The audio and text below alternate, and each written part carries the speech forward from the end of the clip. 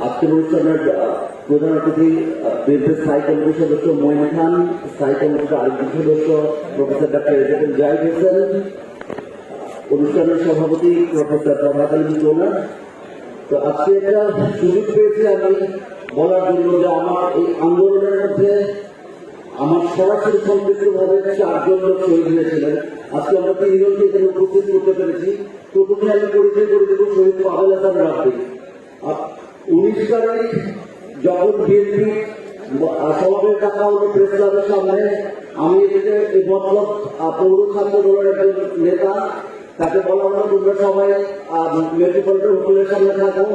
সেদিন মুহুর্মুহু গুলি চলার কারণে আমরা যেতে পারিনি। ওরা সবাই মিলে পাশের গলিতে গেল, গুলি শুরু হলো। গুলি শেষ করার পরেই আমাকে জানানো হলো যে আপনারা আসতে পারছেন না, সমাবেশে গ্রেপ্তার হয়ে গেছেন। তখনই একটু পরেই গুলি শুরু হলো। মৃত্যুঞ্জয় ছাত্র নেতা হাবিবের হাতেই করে বলে বলল শহীদ পাভেল হাসান রাব্বি। আজকে পাভেল হাসান রাব্বির বাবা এখানে বাবুল পাটোয়ারি উপস্থিত আছেন, বাবুল পাটোয়ারিকে পরিচয় করে দিচ্ছি।